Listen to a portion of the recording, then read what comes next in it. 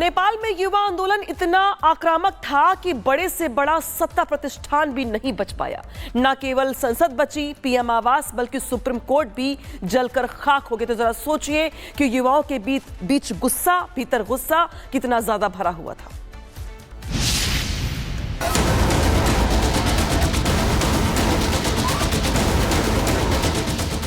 संसद के जलने के बाद सेना सड़कों पर आ गई है।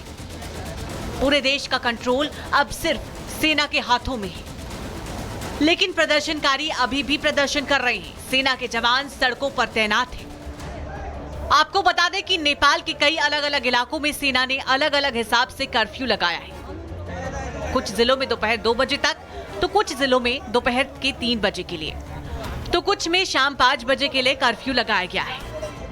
इसका कारण है कि सोशल मीडिया सबसे पहले सरकार ने बंद कर दी, और 2046 के बाद जो आप लोगों को करीब 1988 होता है, उसके बाद अभी तक नेता का संपत्ति 1988 में क्या था, अभी क्या है, वो छानबीन होने के लिए ये भारत सरकार के विरुद्ध में हम लोग मेन आंदोलन हमारा है। किसी भी नेता के जो बच्चा है वो हमारे यहाँ पर पढ़ रहा है, यहाँ नेपाल में पढ़ रहा है, विदेश पढ़ रहा है, कहाँ पढ़ रहा है, विदेश पढ़ रहा है, लेकिन हम आम जनता लोग यहाँ पढ़ते हैं सरकारी स्कूल में, जहाँ का न कोई टीचर अच्छा है, टीचर भी होगा तो वो भी घूस देकर पास होकर आया होगा।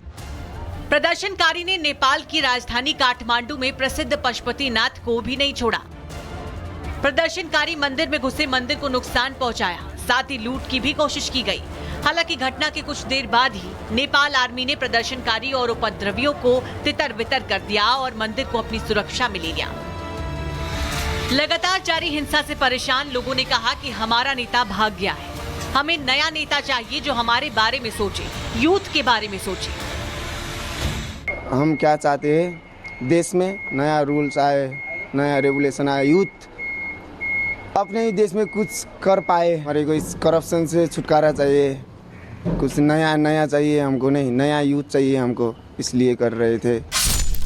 नेपाल में अब तक क्या क्या हुआ? 22 लोगों की मौत, 400 लोग घायल।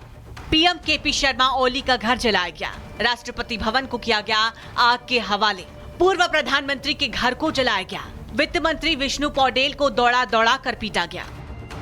अब आप इन तस्वीरों को देखिए। ये तस्वीरें नेपाल के पूर्व प्रधानमंत्री झलनाथ खनाल की पत्नी रवि लक्ष्मी चित्रकार की है। चित्रकार की काठमांडू के दल्लू स्थित उनके घर की है। प्रदर्शनकारी ने उनके घर में आग लगा दिया है। चित्रकार की मौत जलने से हुई थी। इन तस्वीरों को देखिए। प्रदर्शनकारी ने घर को आग में तब्दील कर दिया, साथ ही महंगी गाड़ियों को भी जलाकर राख कर दिया है। अब आप इन दूसरी तस्वीरों को देखिए। संसद की आग तो बुझ गई, लेकिन इसके स्याह का अपना एक इतिहास है। आग के शांत होने के बाद भी आज सुबह संसद भवन कुछ इस तरह से दिख रहा था। कुल मिलाकर देखें तो जनता के पैसों से बने संस्थान को जनता ने ही ध्वस्त कर दिया। प्रदर्शन का हिंसक होना नेपाल के लिए कितना नुकसान दे रहा, इसका पता तो आने वाला भविष्य ही बताएगा। Bureau report, Republic Bharat.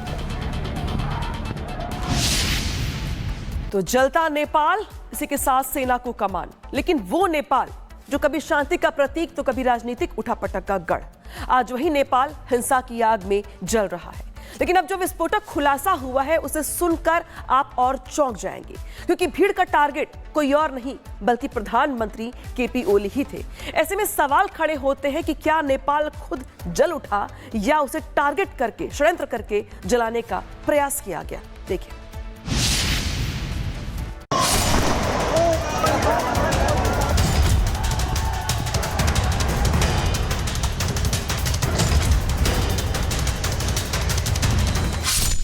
प्रदर्शनकारियों का विस्फोटक खुलासा। अब हमको नया नेता चाहिए बस। प्रधानमंत्री केपी ओली थे टारगेट। वो केपी चोर को तो हम मारना चाहते थे, अब क्या बोले। वो नेपाल में शांति या बाकी है क्रांति? हमारे को रेगुलेशन चाहिए, नहीं हमारे को इस करप्शन से छुटकारा चाहिए। नेपाल कभी शांति का प्रतीक तो कभी राजनीतिक उठापटक का गढ़, आज वही नेपाल हिंसा की आग में जल रहा है। सवाल उठता है कि क्या नेपाल खुद जल उठा या उसे जलाया गया? प्रदर्शनकारियों के सनसनीखेज बयानों ने देश और दुनिया को हिला दिया है। प्रदर्शनकारी कह रहे हैं कि उनका असली निशाना प्रधानमंत्री केपी शर्मा ओली थे।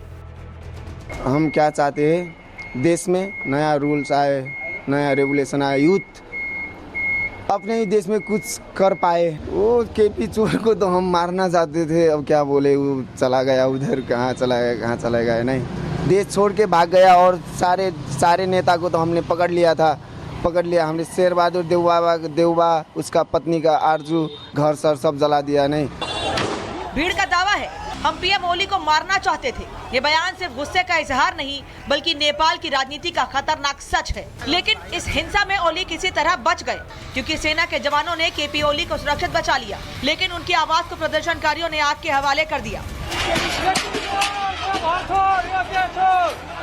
केपी ओली ने जैसे तैसे अपनी जान तो बचा ली। हालांकि ओली की तरह सबकी किस्मत नहीं निकली।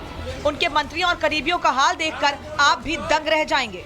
जब बात उनके मंत्रिमंडल की आई तो तस्वीरें कुछ अलग निकल कर आई। सबसे पहले इन तस्वीरों को देखिए।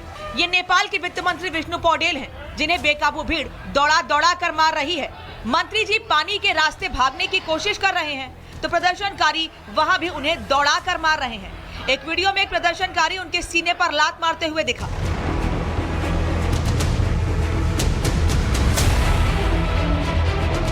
उग्र भीड़ ने नेपाल के पूर्व प्रधानमंत्री शेर बहादुर देउबा को उनके घर में घुसकर पीटा।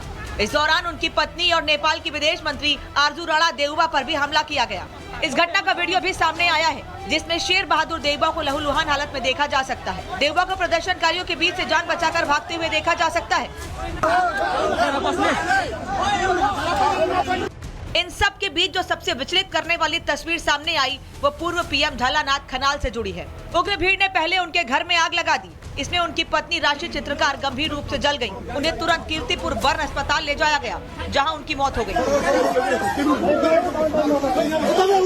नेपाल में हिंसक प्रदर्शनों से हालात बिगड़ गए हैं। प्रदर्शनकारियों ने सुप्रीम कोर्ट, संसद भवन, पीएम, राष्ट्रपति के निजी आवास में आग लगा दी और सुरक्षा बलों से उनके हथियार छीन लिए। नेपाल की राजनीति में बार बार उठने वाले तूफान ने सवाल खड़ा कर दिया है। आखिर कौन है वो लोग जो ओली की जान के पीछे पड़े हैं? क्या नेपाल में शांति कभी लौट पाएगी या क्रांति का सिलसिला अभी बाकी है? नेपाल जहां बुद्ध ने कभी शांति का संदेश दिया था, वही आज हिंसा की लपटों में तड़प रहा है। सवाल यही है, नेपाल जला या जलाया गया? Bureau report, Republic Bharat. तो नेपाल में युवा आंदोलन इतना आक्रामक था कि बड़े से बड़ा सत्ता प्रतिष्ठान भी नहीं बच पाया। न केवल संसद बची, पीएम आवास, बल्कि सुप्रीम कोर्ट भी जलकर खाक हो गए। तो जरा सोचिए कि युवाओं के बीच गुस्सा, भीतर गुस्सा कितना ज्यादा भरा हुआ था।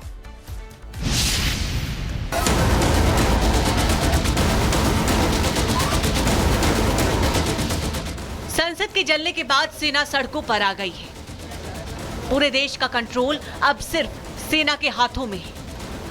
लेकिन प्रदर्शनकारी अभी भी प्रदर्शन कर रहे हैं। सेना के जवान सड़कों पर तैनात हैं। आपको बता दें कि नेपाल के कई अलग अलग इलाकों में सेना ने अलग अलग हिसाब से कर्फ्यू लगाया है। कुछ जिलों में दोपहर 2 बजे तक, तो कुछ जिलों में दोपहर के 3 बजे के लिए, तो कुछ में शाम 5 बजे के लिए कर्फ्यू लगाया गया है।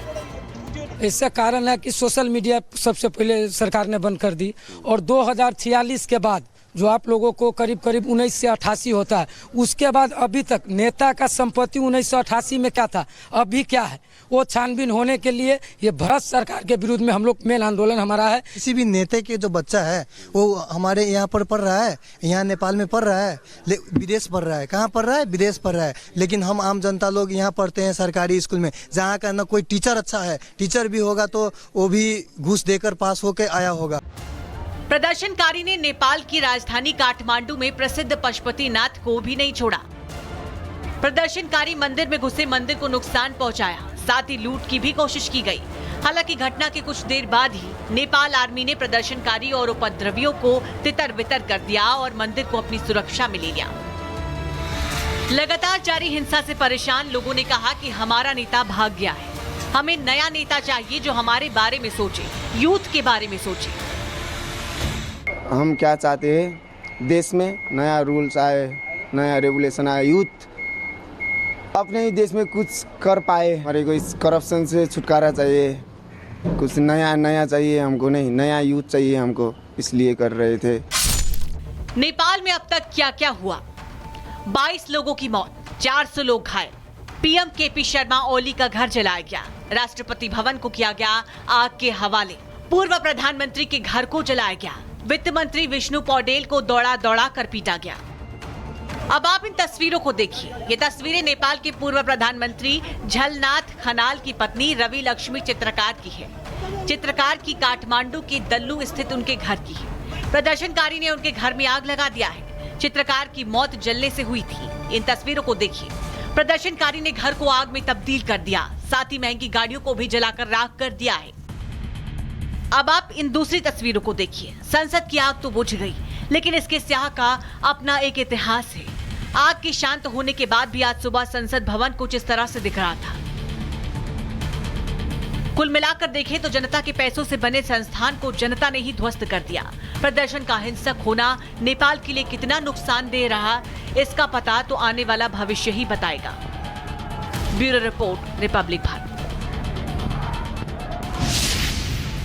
तो जलता नेपाल, इसी के साथ सेना को कमान, लेकिन वो नेपाल जो कभी शांति का प्रतीक तो कभी राजनीतिक उठापटक का गढ़, आज वही नेपाल हिंसा की आग में जल रहा है। लेकिन अब जो विस्फोटक खुलासा हुआ है उसे सुनकर आप और चौंक जाएंगे, क्योंकि भीड़ का टारगेट कोई और नहीं बल्कि प्रधानमंत्री केपी ओली ही थे। ऐसे में सवाल खड़े होते हैं कि क्या नेपाल खुद जल उठा या उसे टारगेट करके, षड्यंत्र करके जलाने का प्रयास किया गया। देखिए।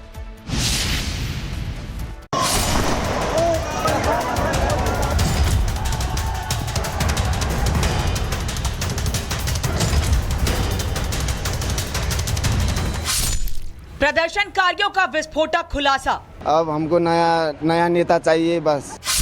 प्रधानमंत्री केपी ओली थे टारगेट। वो केपी चोर को तो हम मारना चाहते थे, अब क्या बोले। वो नेपाल में शांति या बाकी है क्रांति? हमारे को रेगुलेशन चाहिए, नहीं हमारे को इस करप्शन से छुटकारा चाहिए।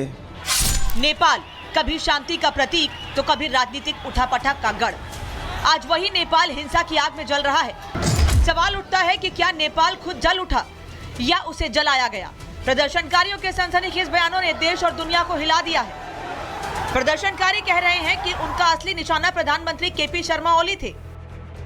हम क्या चाहते हैं, देश में नया रूल्स आए, नया रेगुलेशन आए, यूथ अपने ही देश में कुछ कर पाए। वो केपी चोर को तो हम मारना चाहते थे, अब क्या बोले। वो चला गया उधर, कहाँ चला गया, कहाँ चला गया, नहीं देश छोड़ के भाग गया। और सारे नेता को तो हमने पकड़ लिया था, पकड़ लिया हमने। शेर बहादुर देउबा, उसका पत्नी का आरजू, घर सर सब जला दिया। नहीं, भीड़ का दावा है हम पीएम ओली को मारना चाहते थे। ये बयान सिर्फ गुस्से का इजहार नहीं बल्कि नेपाल की राजनीति का खतरनाक सच है। लेकिन इस हिंसा में ओली किसी तरह बच गए, क्योंकि सेना के जवानों ने केपी ओली को सुरक्षित बचा लिया। लेकिन उनकी आवाज को प्रदर्शनकारियों ने आग के हवाले कर दिया। केपी ओली ने जैसे तैसे अपनी जान तो बचा ली। हालांकि ओली की तरह सबकी किस्मत नहीं निकली। उनके मंत्रियों और करीबियों का हाल देखकर आप भी दंग रह जाएंगे। जब बात उनके मंत्रिमंडल की आई तो तस्वीरें कुछ अलग निकल कर आई। सबसे पहले इन तस्वीरों को देखिए। ये नेपाल के वित्त मंत्री विष्णु पौडेल हैं, जिन्हें बेकाबू भीड़ दौड़ा दौड़ा कर मार रही है। मंत्री जी पानी के रास्ते भागने की कोशिश कर रहे हैं तो प्रदर्शनकारी वहां भी उन्हें दौड़ा कर मार रहे हैं। एक वीडियो में एक प्रदर्शनकारी उनके सीने पर लात मारते हुए दिखा।